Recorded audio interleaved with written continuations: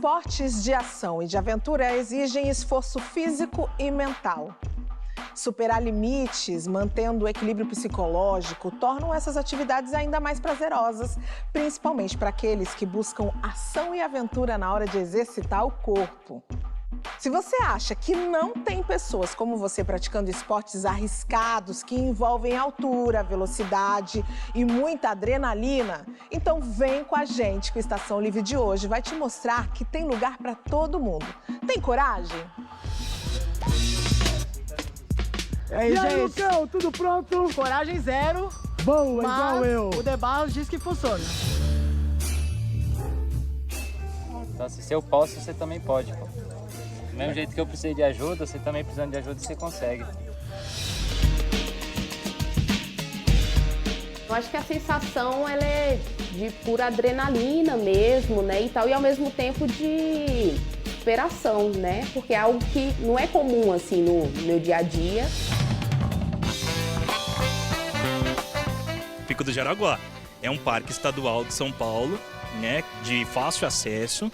E todos podem estar e existir, né? E a gente não vê pessoas negras fazendo. É bom, dá muito medo, mas é um medo que a gente tá ali buscando aquilo, sabe? O prazer é muito maior. Você tem que sempre buscar que a sua vontade seja maior que o seu medo. Parkour é muito louco, você sai pulando, você sobe e desce, você escala. Muita gente fala pra gente que, nossa, eu tô voltando a ser criança. Eu sou popstar no meio da malandragem. A mulherada agora manda direto, sabe? E tem que dividir, amor. O ritmo a gente é lúdico, todo mundo canta, todo mundo... A voz do homem, a da mulher também pode cantar, não é verdade?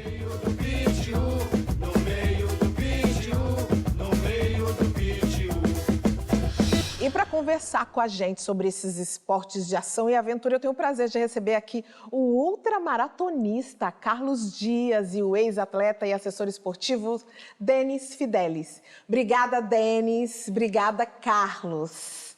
E aí, você já viveu uma experiência radical no esporte? Olha que o nosso vídeo repórter Lucas Veloso foi gravar no Centro Nacional de Paraquedismo, em Boituva, interior aqui de São Paulo. E, gente, adivinha só? Lucas foi capaz de vencer o medo e se arriscou num salto duplo. Vamos dar uma olhadinha e ver como é que foi?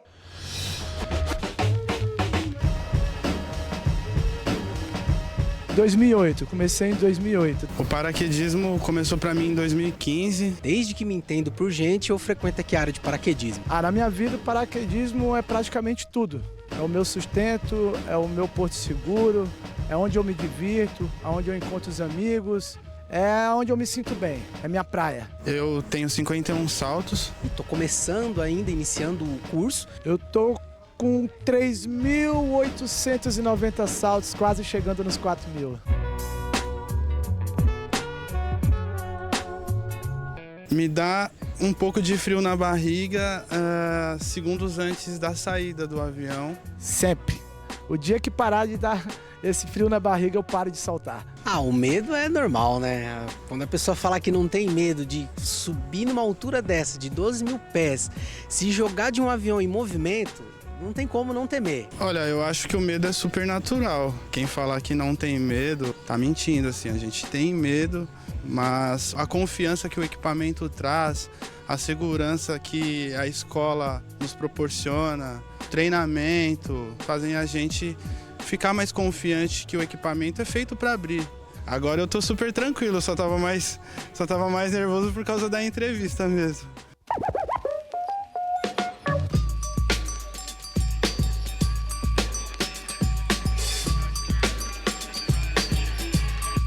Eles vêm, faz o check-in, nós atendemos eles, levamos na salinha para equipar. Pode ir pra frente.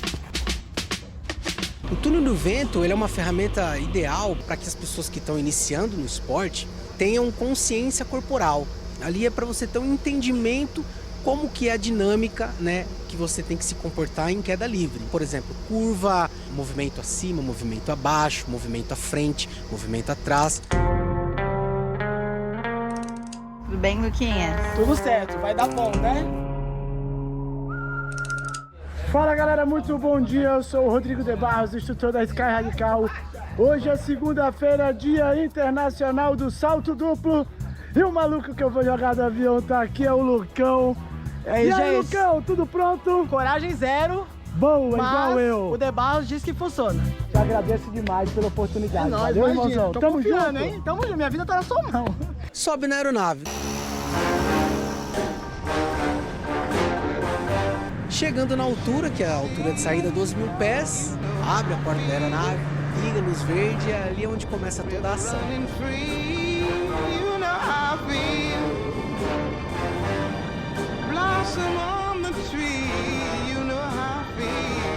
Queda livre dura algo em torno de uns 40 segundos e de navegação uns 5 minutos. Mas é o primeiro, é só o primeiro.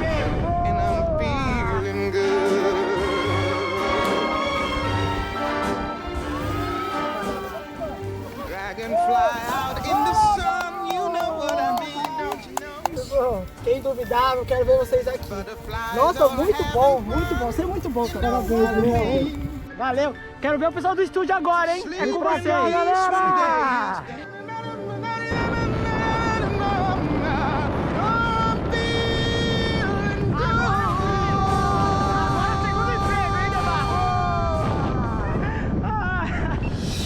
Lucas, que coragem! Caramba, e jogou pra gente aqui no estúdio. Eu não sei se eu conseguiria, hein? Já fui convidado algumas vezes, ainda tô enrolando e adiando esse convite. Mas, Carlos, eu sei que você já foi paraquedista. Sim. Fala um pouco pra gente dessa experiência. Há 35 anos atrás, fui saltar de paraquedas no interior de São Paulo. E foi um dos esportes que eu pratiquei na minha vida, né? Eu comecei fazendo futebol, vôlei, handebol e o paraquedismo. E depois que veio a corrida. Depois veio a corrida. E qual que era a sensação da queda livre? A queda livre é... Você tem a adrenalina, endorfina, né? Injetada no sangue. Então você entra num estado de flow, né? Aquele estado de plenitude, de euforia, de alegria. Então, a gente estava falando do medo, né?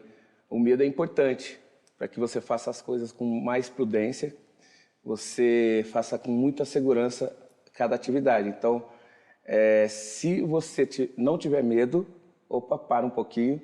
Para um pouco, espera. Porque senão você talvez não prive tanto pela segurança, Sim. né? Agora, Denis, essa questão do medo está muito relacionada com o perigo, que é algo que move os esportes de ação. É isso que faz com que as pessoas se arrisquem tanto? Eu não vou dizer que o perigo em si, né? A pessoa não vai praticar modalidade pelo perigo, né? Eu acho que, pensando assim, eu acho que ela vai pelo bem-estar, né? Pela parte final, de repente cumprir aquele desafio, ou foi desafiado pelo pai, pela mãe, ou pelos amigos, né? Ou de repente se firmar perante a sociedade ou algum grupo. Então, basicamente, eu acho que a gente pode pensar nessa questão do bem-estar final, né? Ufa, consegui, né? Bom, agora vamos para o próximo.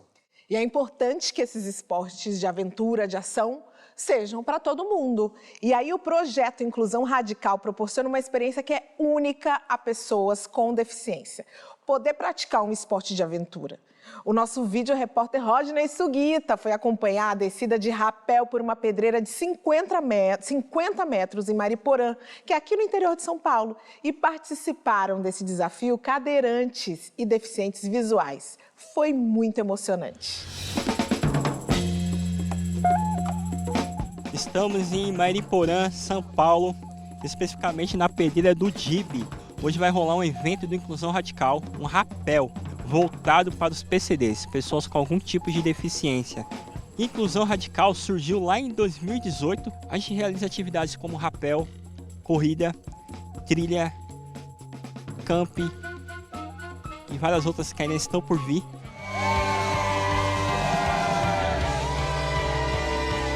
Hoje nós estamos com 30 voluntários e 22 PCDs. Hoje, só nesse evento, que é um dos eventos que a gente mais gosta do rapel, por atender o maior número de PCDs. O maior trabalho que nós temos é carregar a cadeira, né? Nós temos 2 cadeiras adaptadas, onde a gente leva, né, os cadeirantes, né, as pessoas ou com mobilidade reduzida ou que utilizam cadeira, né, ou também que tenham uma deficiência intelectual. Nessa descida aqui é uma descida de 50 metros, né? É razoavelmente leve, onde desce o PCD e mais uma pessoa do lado esquerdo e uma pessoa do lado direito, para dar todo aquele apoio e segurança. A segurança na cadeira, a gente tem o cinto, a gente tem capacete.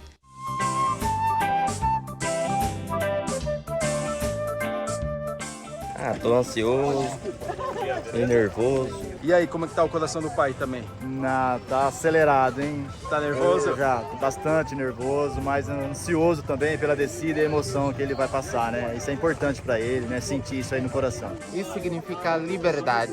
Novas experiências sempre são bem-vindas. Já é minha segunda vez. É a segunda vez já? É legal. Sem medo? Sem medo nenhum. Ah, isso aí. Boa sorte aí, viu?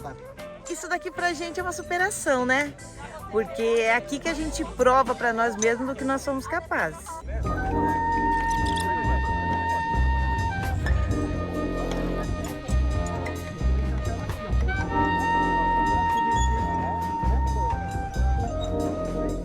E aí, moço, como é que foi?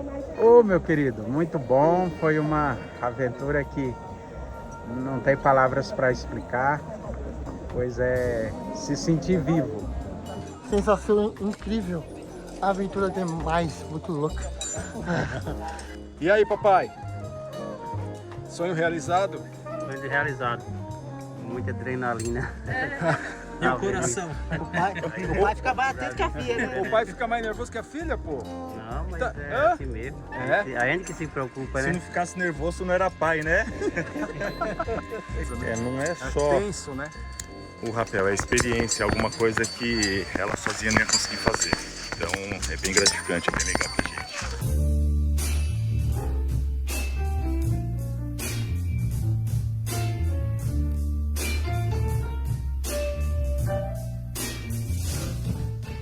Quem tá lá em cima, senhora? Meu filho, Renan, Corajoso, hein? corajoso. Esse é um campeão, um guerreiro. A gente fica preocupada, mas é uma vontade dele, né? Ele realizou um sonho dele. Emoção. Por saber que eu consigo. Capaz, né? Eu sou capaz. Você tinha dúvida? Sim. Bastante, né? Mas é como diz meu grupo, ó. Somos todos iguais. Então, se eu posso, você também pode, pô. Do mesmo jeito que eu precisei de ajuda, você também precisando de ajuda, você consegue. O recado que eu dou é que saia da cama, da cadeira de rodas, da poltrona, que o mundo tá aí à sua espera. Na parte de trás dela.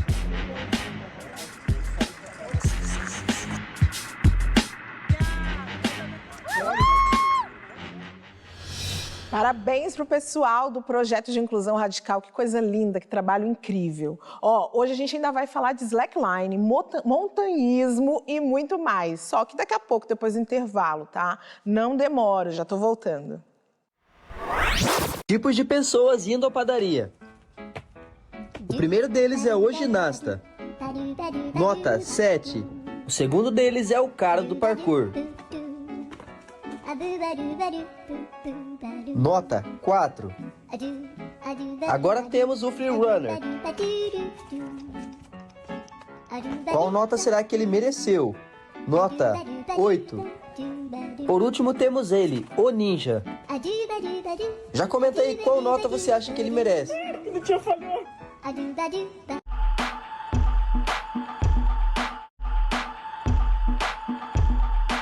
O slackline é um esporte que está se popularizando aqui no Brasil e que consiste basicamente na travessia de uma certa distância, se equilibrando sobre uma fita. Tem gente que pratica em praças e em parques, mas tem gente que é mais ousada, como a ex-bancária Monique Paredes, que se aventura na prática com manobras sobre a fita suspensa nas alturas.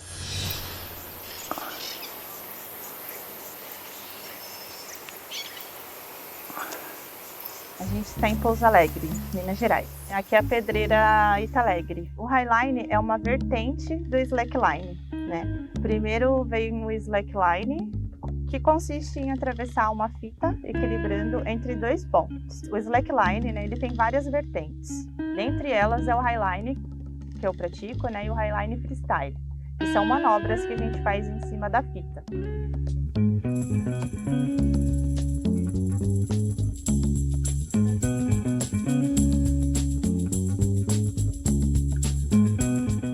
Olha essa altura aqui, gente. Eu tô com vertigem. Qual é a altura aqui, Monique? Aproximadamente 25 metros De altitude. de altitude. Uma polia para a gente andar na fita, conectar, para fazer a nossa segurança antes de entrar, e uma tape para passar ali nas fitas. Tem a principal e tem o backup, e aí a gente conecta com uma fitinha tape. Eu tenho que passar por dentro desses dois olhares. Agora é o nó. O nó, Aquela corda que está conectada num anel, vem, eu conecto ela em mim, passando por dois olhares, e faço um nó guiado, chama 8. Ele é um nó super forte, não escapa de jeito nenhum.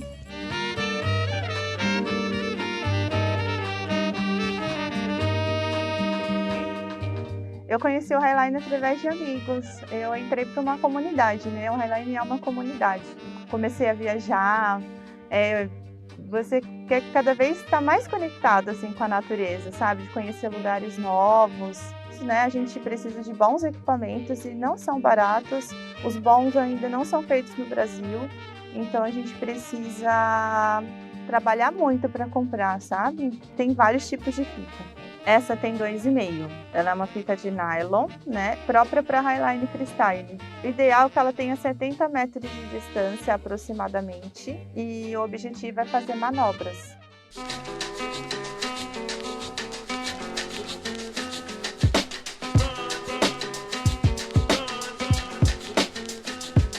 Já fiz 2 Highlines urbanos. Quando a gente anda entre 2 prédios,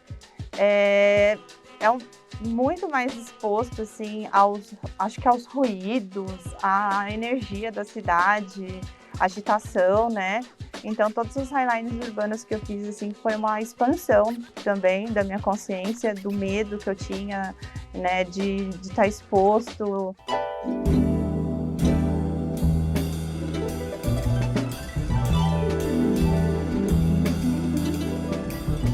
É bom, dá muito medo, mas é um medo que a gente tá ali buscando aquilo, sabe? O prazer é muito maior. Você tem que sempre buscar que a sua vontade seja maior que o seu medo. É difícil, a gente tem que realmente manter a calma, sentir cada passo, aproveitar cada momento, não deixar as coisas de fora te abalarem, manter o coração calmo e respirar. Exige muita repetição, né? Exige que a gente fique entendendo o tempo do movimento, o tempo que a gente vai girar, a força que a gente vai exercer. A Highline mudou na minha vida a minha forma de ver a vida, assim. Eu não tinha muitas perspectivas de tão longe, sabe? De poder viajar, de poder conhecer os lugares. A coisa mais valiosa que eu tenho hoje são as minhas memórias, o que o meu corpo pode fazer, sabe? Então, o Highline me ensinou isso, sabe? Que eu só tenho que continuar.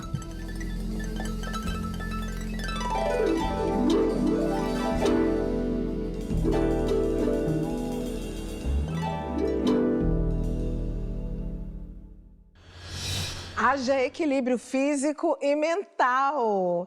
Carlos, a Monique, ela fala durante a reportagem que ela leciona, ensina yoga para poder bancar o esporte dela. Você é um ultramaratonista com prestígio internacional, mas sempre tem um início de carreira. E me fala um pouco, como é que é essa relação com o patrocínio? É algo muito fácil de se conseguir? Como é que você faz essa construção? Acho que correr uma prova de 250 quilômetros no deserto é mais fácil que conseguir patrocínio. E falando Brasil, né, a gente tem focado em esporte de aventura, a gente tem uma cultura, aquela coisa que, será que ele vai conseguir fazer isso? Quando você desenha o seu projeto, falando que você vai cruzar uma selva amazônica, ou cruzar um Saara, ou correr no meio do gelo da Antártida, a primeira dúvida da pessoa que está lá para decidir o patrocínio, será que ele vai conseguir fazer isso? Então, eu encontrei no início da minha carreira sempre essas dúvidas, essas resistências, e enfrentei vários nãos. Eu até brinco que eu falo que eu sou milionário porque eu tenho mais de 1 milhão de nãos nesses 30 anos de carreira. E que você transformou em muitos sims, porque uma pessoa que corre 24 horas, que corre no deserto, no gelo, é uma pessoa que transformou todos os nãos da vida que ela recebeu em sims. Sim, o desafio do atleta de aventura no Brasil ou no mundo é transformar cenário. Então, eu tive que usar a minha inteligência, o conhecimento, tive que estudar bastante para entregar para as empresas aquela postura vencedora. Então, quando eu consegui mostrar para as empresas que a marca dela estaria associada a uma postura vencedora, eu consegui transformar o não em sim. Denis, você como jogador de futebol, eu queria falar das lesões, porque a gente vê, eu assisto um jogo de futebol, vejo o quanto se cai, se machuca muito.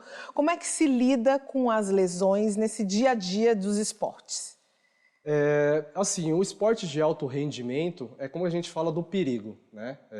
Você praticando a modalidade, já está fazendo alto rendimento, você já está se machucando, né?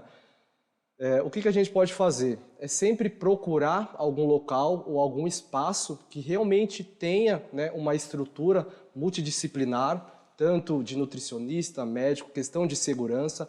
Então isso é muito importante, né? Então sempre quando alguma pessoa for procurar alguma modalidade para praticar, procure, né, os locais que realmente, né, tenha as questões de segurança em primeiro lugar. Acho que isso é bem importante. Segurança em primeiro lugar, isso é extremamente importante. Tem um esporte que eu fico achando que é extremamente perigoso.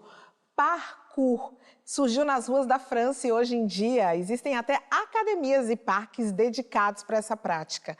O esporte ele é relativamente novo, só que com menos de 40 anos. E aí vem ganhando cada vez mais adeptos. E pode ser que apareça até nas próximas Olimpíadas, em 2024.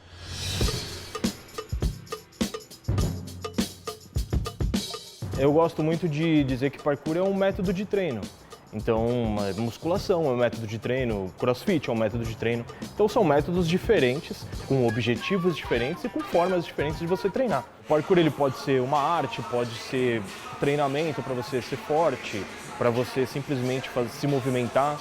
Você pode se apresentar com o parkour, fazer um show. Basicamente, a gente tem saltar, escalar, amortecer. Então, basicamente, é tudo isso assim, sem falar de nomes de movimento. Temos balanço, barra, equilíbrio, corrida, velocidade. Então, tudo isso a gente trabalha dentro do parkour, a gente treina dentro do parkour. Eu tenho mais alunos meninos. O parkour, como qualquer outra atividade física, vai ter mais homem do que mulher, infelizmente. Mas ainda assim, tem bastante menina dentro do parkour. Tem uma comunidade feminina muito grande, muito forte, que mobiliza muito. Eu sempre tive um contato com atividade física. Então, eu, desde muito pequenininha, fazia judô. Fui pra dança, fui pro circo. E aí eu encontrei o parkour a partir de um filme super famoso, que todo mundo conhece, acredito, que é o B13, Distrito 13.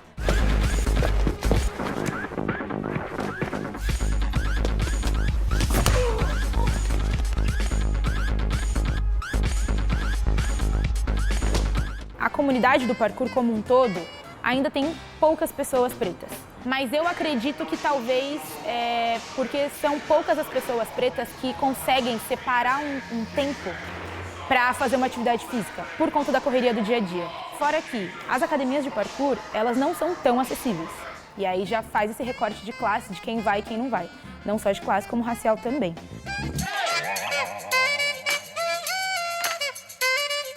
A gente tem movimentos básicos que são extremamente importantes. Um cat leap, que é você ficar pendurado em um obstáculo. Precisão, que é você conseguir saltar de um lugar para o outro e você ter a precisão para você não errar esse salto que você vai fazer. Vault é quando a gente ultrapassa os obstáculos numa sequência, né, usando as mãos. Lâché é quando você pendura numa barra, balança e salta para algum outro lugar, tanto para uma precisão ou para pendurar em outro lugar também.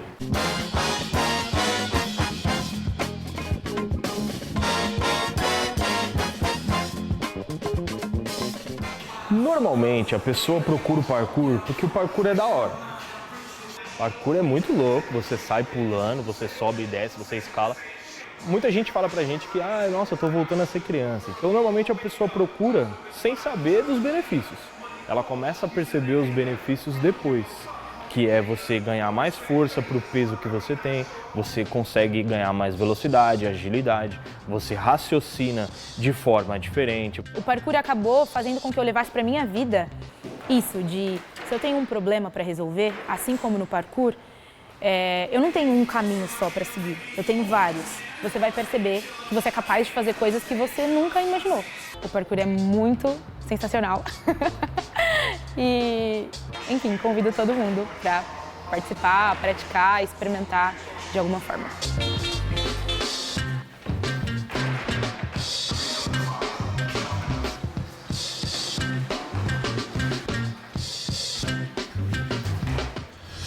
E aí, Carlos, o que você acha da ideia do parkour de se tornar um esporte olímpico?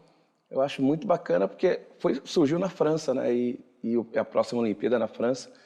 Até o critério, né, para a escolha do esporte, uma das escolhas para o esporte estar na Olimpíada é justamente o país sede escolher. Né? Que nem no Japão foi o beisebol, né, em Tóquio, e agora na França eles escolheram o parkour. Então, o parkour é um esporte de liberdade, né? Então é um esporte urbano, né? Um esporte que as pessoas vão usar os obstáculos que a cidade está oferecendo e eles transpõem esse obstáculo no próprio obstáculo, muito incrível. Ô, Denis, eu estava aqui refletindo enquanto o Carlos falava, quais são os critérios que são levados em conta para que um esporte se torne olímpico? Os critérios é assim, ele precisa ser em nível mundial. Tanto que o Carlos comentou, né, que como o Paris é país sede, então ele pode escolher uma modalidade para estar representando. E também, e algumas outras que realmente queira entrar nos Jogos Olímpicos, tem alguns critérios, né, que precisa estar em 70 países, né, para que essa modalidade consiga estar participando e entrando nos Jogos Olímpicos. Mas a ultramaratona não é um esporte olímpico, por quê?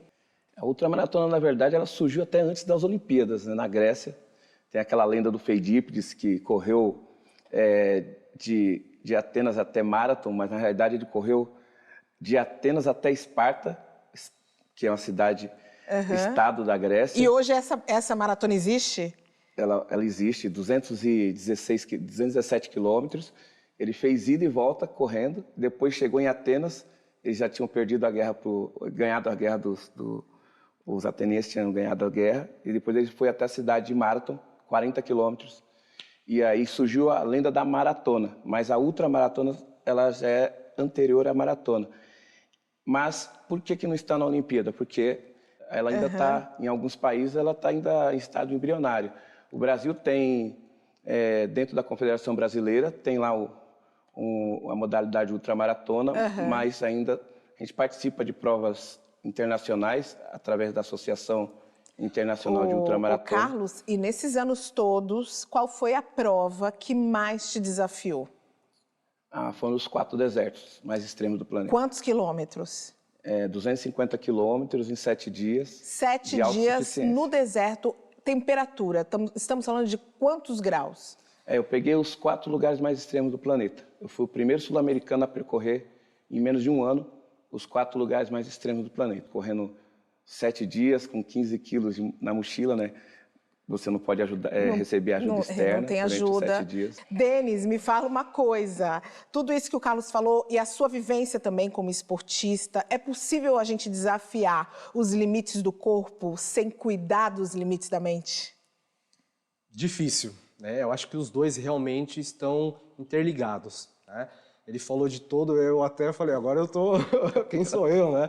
Mas, enfim, eu tive uma vivência também, eu morei no Japão, então eu consegui vivenciar a parte da neve também, né? Peguei uma parte fria, o pessoal fez até... Nossa, treinar num frio... O legal foi a experiência que fizeram comigo, né? Tanto eu quanto o outro brasileiro, que é o Crisão Costa, ele é de Franca. Então, nós tivemos o primeiro treino foi um centro... de treinamento nosso e aonde estava cheio de neve, né? Que o pessoal jogou a gente para treinar, só que eles já conhecem. O que eles fizeram? Pode tomar banho agora. Rapaz, na hora que a gente foi pro chuveiro, porque tem que ter todo um processo, né?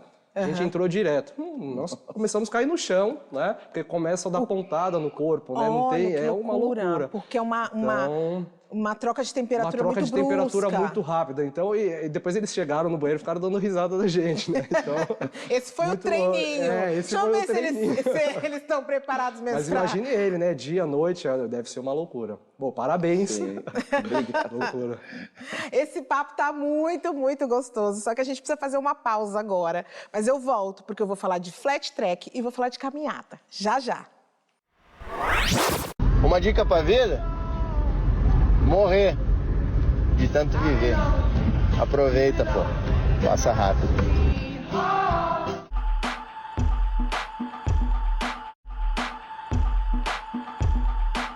Estação Livre de volta, vivendo uma grande aventura aqui no estúdio, recebendo o Carlos Dias e o Denis Fidelis.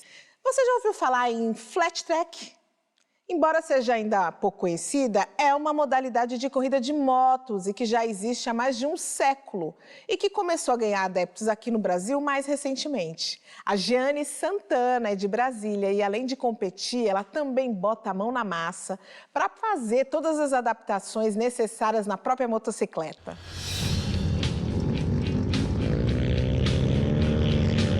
O flat track é uma modalidade de corrida em um circuito oval, geralmente de terra. É uma corrida no sentido anti-horário e é uma modalidade que surgiu lá nos Estados Unidos, meados de 1920, e veio para o Brasil um pouco recente, aí, em 2016. O esporte ele funciona com baterias, né? Então, assim, tem a primeira bateria que é para você ver qual é o tempo que você leva para dar uma volta inteira no circuito. E aí, dependendo do tempo, tem o posicionamento que você vai sair no momento da corrida, né?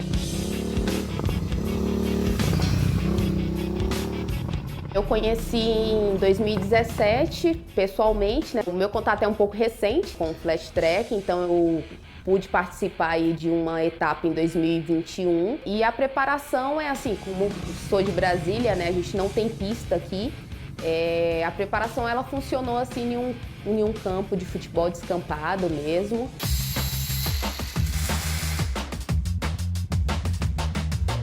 Prepara toda a moto, né? Você tira os equipamentos que não necessitam. Acostumei assim com a questão de não ter o freio dianteiro também, né?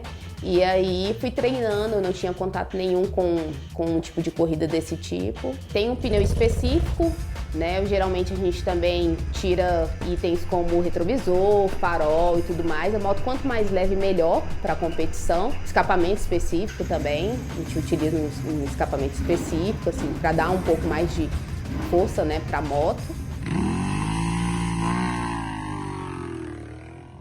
Como é um esporte, assim, que acho que como todos os outros, eles correm riscos, né, assim, de fratura e tudo mais, então tem a bota preparada para isso, você usa joelheira, usa tornozeleira, né, e tal, colete, capacete adequado também, óculos. E aí eu acho que um momento que dá aquele maior frio na barriga é quando você vai entrar nas curvas, né, que você conta com uma moto que não tem o freio dianteiro, você tem que usar somente o distracionamento da moto e o freio traseiro, né? Eu acho que o momento que dá mais medo é realmente esse, assim, o momento de você entrar na curva e sair.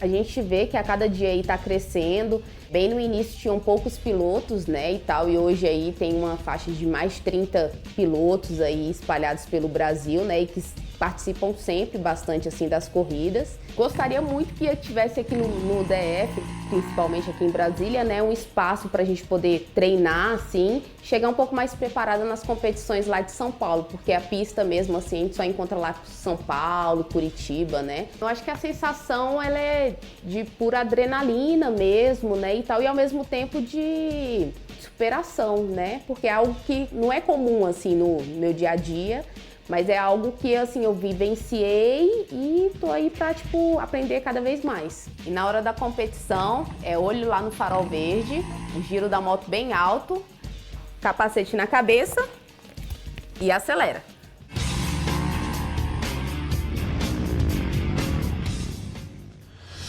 Que bacana! Jeane, maravilhosa! Denis, você sabe que ela fala ali ao longo da reportagem da importância dos equipamentos de proteção. Mas até ao longo do programa, alguns esportes, por exemplo, a gente não viu muito equipamento. O pessoal que estava praticando parkour não tinha muito equipamento. Existe uma regra que é colocada por um órgão responsável do esporte que limita, que delimita esse e esse equipamento precisa ser utilizado? Isso, basicamente é assim, todas as confederações e federações, né, eles têm um regulamento. Se for para a competição, né, eles já orientam sobre os materiais que são obrigatórios, né? Então vamos imaginar que o futebol, né, nós temos obrigatório no regulamento que precisa da caneleira, né? Então, para as questões de parkour e as outras modalidades, então tem que ter um regimento no regulamento, né? E a questão da segurança, tem que ter aquela orientação, né? Algumas pessoas que praticam, né, sem a questão da segurança, isso é ruim, né? Mas assim, o legal é sempre estar utilizando, né? Pesquisa, de repente, no site da confederação específico que você está praticando e ver as orientações, né, para fazer tudo correto, né? Tem os EPIs que a gente fala. Os equipamentos fazem muita diferença, né? Isso. Na maratona, você tem... que equipamentos são importantes, fundamentais de segurança? As provas de deserto, principalmente essas provas extremas, a gente tem pelo menos 38 itens. 38 itens. A gente precisa levar na mochila, são obrigatórios, para garantir a nossa segurança e a performance durante os 7 dias dentro daquele ambiente, porque são provas de autossuficiência.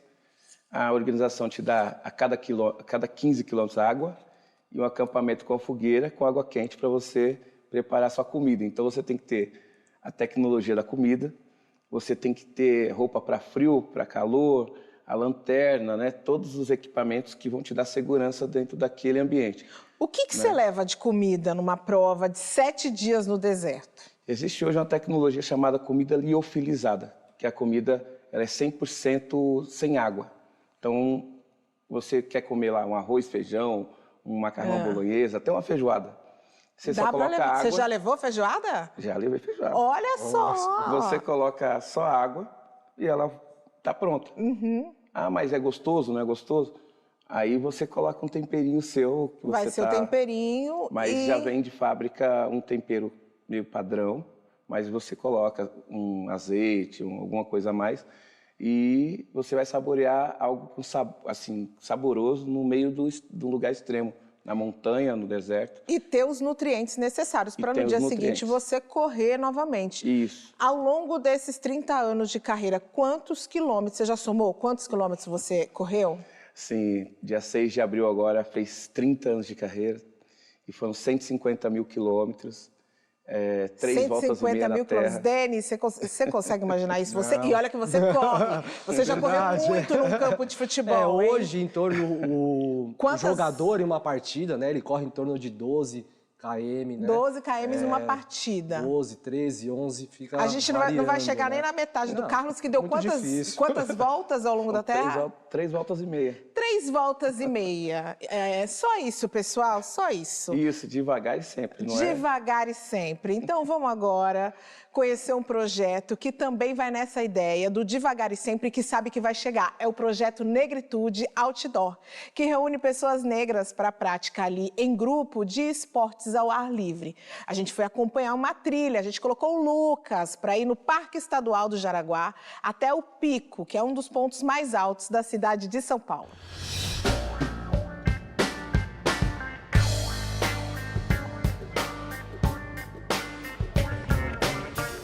A ideia principal do Negritude é tornar pública essa coisa popular, né? Essa coisa de ter negros, pessoas pretas na natureza, tanto de jeito amador ou do jeito profissional, né? E agora a gente realiza alguns encontros, a gente discute projetos, discute atividades, discute o que está acontecendo no meio outdoor, mas sempre com foco no público preto, no público negro, né? Hoje nós estamos aqui no Parque Estadual do Jaraguá, né, uma reserva natural. E hoje nós vamos fazer a trilha do Paisé. É uma trilha que ela tem a extensão de 3 quilômetros, leva de 2 a 3 horas essa caminhada. É bem interessante porque a gente começa aqui embaixo nesse bioma de Mata Atlântica. Conforme a gente vai ganhando altitude, a gente tem alguns vestígios ainda de cerrado, que é bem predominante, né?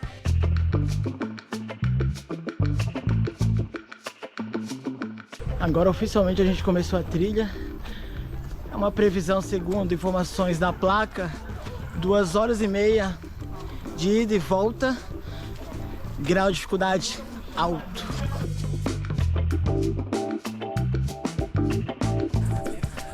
E a gente continua subindo.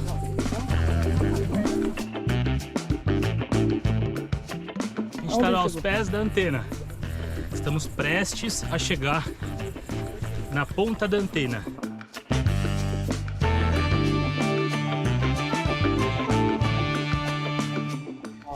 Não tá tão difícil, achei que seria mais difícil do que tá. Mas cansa bastante.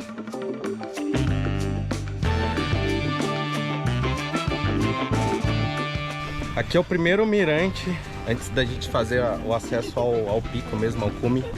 Então a gente está a poucos metros de chegar a 1.135 metros de altitude.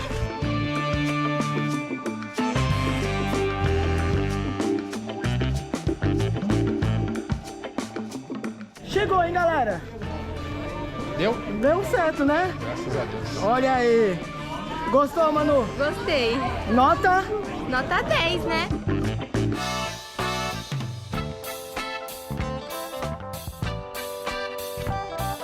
Olha, eu faço trilhas com alguns grupos, já tem um tempinho, e a presença de pessoas negras, principalmente de peles retintas, é pouca. Muitas vezes eu sou a única no meio desses eventos. Eu mesmo, quando eu faço, eu sou sempre o único. E isso às vezes me causa um pouco de estranheza, porque não é muito comum, né, ocupar esses lugares de pertencimento. Questões econômicas também estão envolvidas, porque não é um esporte barato, né? As atividades não são baratas, talvez questões culturais também, mas a presença não é muito grande. E não tem como você separar a raça de classe social, né? Infelizmente as pessoas negras, elas ainda não têm um poder aquisitivo muitas vezes. E aí acaba que não conhece o local. Por exemplo, o Pico do Jaraguá é um parque estadual de São Paulo, né, de fácil acesso, e todos podem estar e existir, né? E a gente não vê pessoas negras fazendo.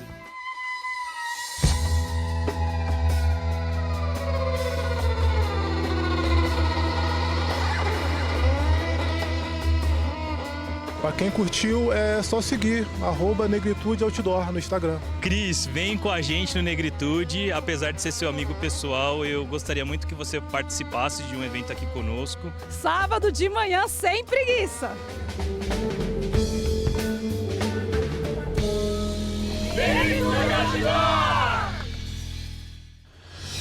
Douglas me colocou no fogo, já tem um compromisso para amanhã, logo cedo, vocês estão entendendo?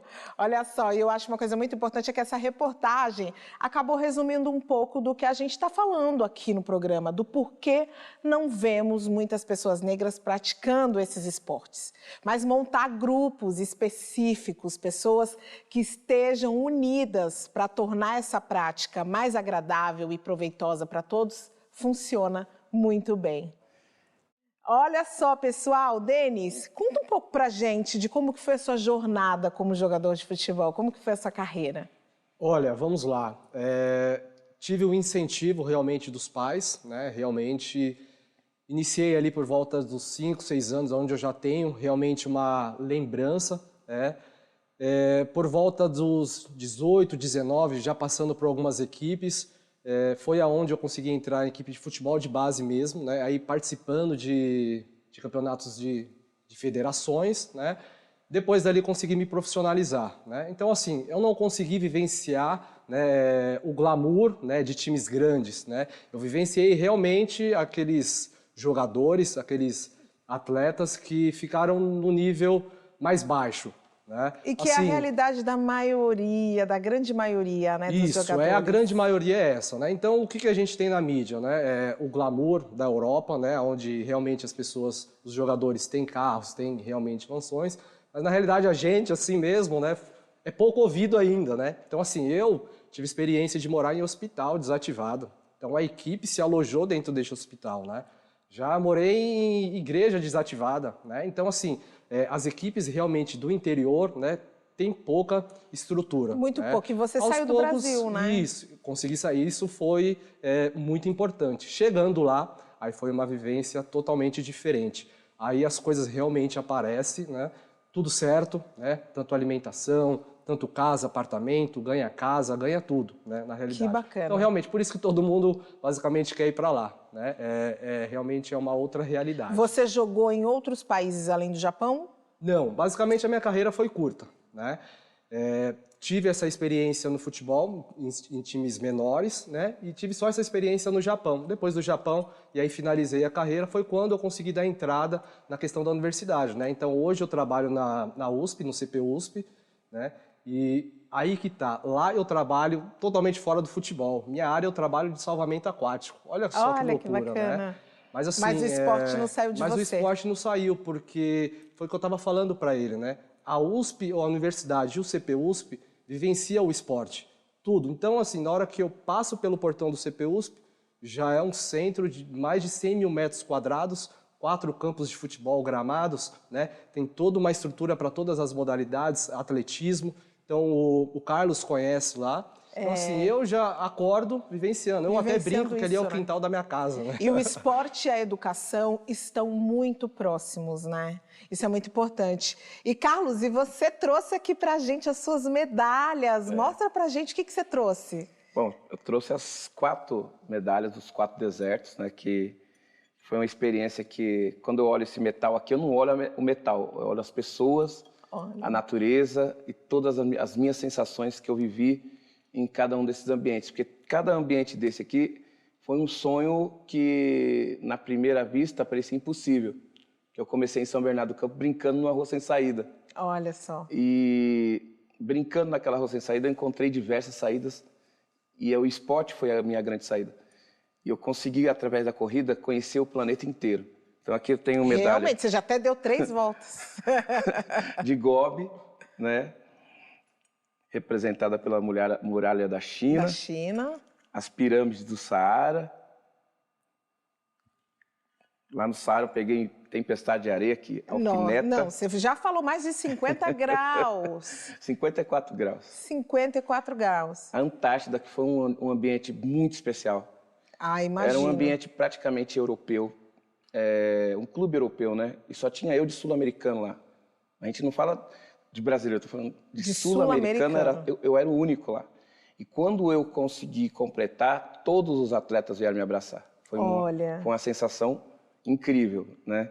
Ver a nossa bandeira encravada lá junto com um país como a Islândia, Rússia, Estados Unidos, Japão, foi um momento único. E o Atacama, que foi o deserto de sal, foi o deserto que mais exigiu do meu corpo, que lá eu enfrentei vulcão, grutas, rio gelado, dunas, tinha tudo que os outros, assim, tinha um pouquinho de cada um, mas esse aqui tinha tudo junto. Esse tinha tudo junto. Mais a amplitude térmica, que pegava 40 graus de dia, quando o sol baixava na montanha, 0 grau. Né? Então, foi sensações incríveis. E eu peguei essa 4ª medalha. No Brasil, nós temos 3 pessoas que têm essa medalha. Eu fui o primeiro sul-americano a conquistar os 4 desertos e entrar num clube, né? No clube seleto, clube dos 4 desertos. Tem uma atleta, a Jaqueline Terto, que ela faleceu ano passado, e ela também foi a primeira brasileira a conseguir, e um atleta cego, que é o Vladimir Virgílio, lá de Rio Grande, que foi o primeiro para-atleta a conseguir conquistar essa medalha. Que coisa mais linda, Carlos, é com essa mensagem sua de vitória, sua e do Denis, que eu quero muito agradecer a presença de vocês aqui nesse programa, que foi muito incrível para a gente bater esse papo. Muito obrigada, Carlos, obrigada, Denis. Foi um prazer receber vocês aqui. O prazer é meu, muito obrigado. É um prazer estar ouvindo a história do Carlos aqui também, né? Eu acho que assim, acho que programas como esse não deveriam sair do ar. Que delícia. Tá de parabéns, muito obrigado pelo convite. E um prazer estar aqui com você também. Prazer meu. Obrigada pela mensagem. Você está convidada para subir o Pico da Onça, lá em São Francisco Xavier. Bora subir. Toda a equipe. Todo Muito mundo me obrigado. desafiando. Sobrou pra mim, gente. Esse programa eu tô desafiada. Vou desafiar Pular de também, paraquedas. olha só. Vai também, Denis? Tem uma piscina de 5 metros no CPU, que eu vou te Eita. convidar para descer, hein? Me altura, segurem, né? me Altura segurem. terrestre e a parte aquática também, Ai, né? Vamos lá. gente. E diante desses todos os desafios, eu digo pra você que o programa também não acabou, porque daqui a pouco eu vou voltar, só que com música pra você.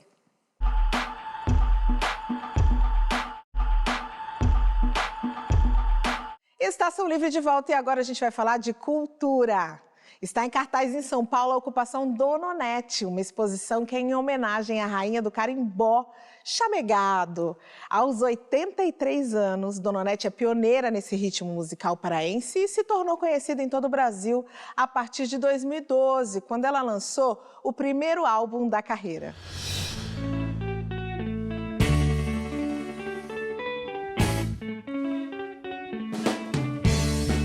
Eu fico muito feliz, porque eu já tinha visto muito, também o Itaú já fez outras histórias também, né?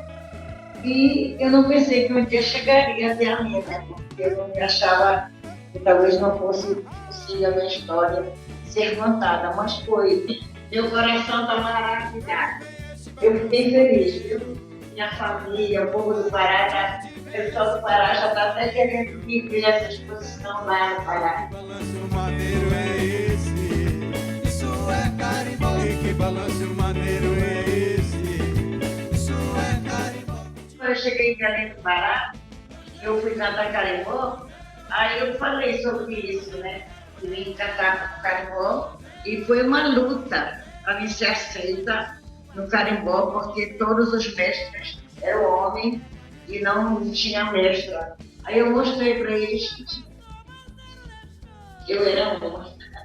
Mas a minha valorização chegou mais comigo quando eu fui, tem um lugar aqui chamado Marapanhi, é uma terra também de carimbó. Ali eles vivem a escola toda de carimbó. 2 vezes que eu fui lá eu não ganhei, fiquei em segundo lugar. Na terceira vez eu ganhei no Marapanhi. Primeiro lugar, carimbó, com carimbó Maria Maria. Daí eu fiquei conhecida, porque ganhei em Marapanhi, já tinha uma coisa, né? Mulherada agora manda direto, sabe? E tem que dividir, amor. O ritmo a gente é lúdico, todo mundo canta, todo mundo... A voz do homem, a da mulher também pode cantar, não é verdade? Venha pra cá, não fica só, vamos dançar a dança do carimbó. Eu sentar no curimbó para tocar, e tem um curimbó que eu acredito assim, que tem alguém me olhando, né? Percebo que alguém, imagino, né? Que alguém deve estar pensando assim, por que ela está tocando se o curimbó é para os homens? Não. Qualquer instrumento você pode aprender. E a gente que é mulher negra da Amazônia, a gente entende que esse lugar ele é muito importante de ser visibilizado.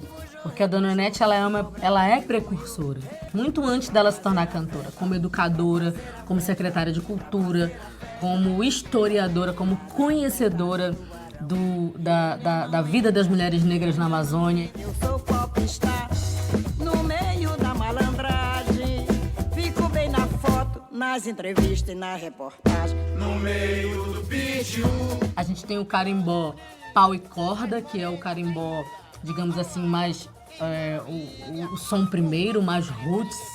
E aí a gente tem um carimbó mais moderno, que já vem com elementos eletrônicos, com teclado, que foi uma coisa muito que o Pinduca fez. E a Dona Onete, ela faz um resgate desse carimbó pau e corda, mas colocando instrumentos de sopro, uma banda também muito potente, comandada pelo Pio Lobato, e com a presença dela, porque carimbó chamegado só é carimbó chamegado se tem Dona Onete. Mas eu trouxe uma outra proposta, a letra, que eu falo de amor, assim, não só de bicho, porque eles usam muito os pássaros, sereia, eles mexem muito com essa parte, areia, praia, e eu falo de outras coisas no meu carimbó. E eu faço um carimbó dando mais um pouco de chamego, sabe? Chamego quer dizer falando mais de amor. Sensorial pra caramba, né? Você sente várias coisas em vários lugares do corpo. E ela tem esse poder, né? De despertar isso na gente. A gente consegue ficar numa boa, entre carícias e beijos, paixão e desejos, a gente se perdoa. E é com essa vitalidade da Dona Onete, com esse chamego do carimbó, que a gente vai encerrando o Estação Livre de hoje. E você já sabe tudo o que acontece aqui. Você pode rever acessando as nossas redes sociais. E também pode sugerir o tema dos nossos próximos programas. Eu volto semana que vem. Até lá!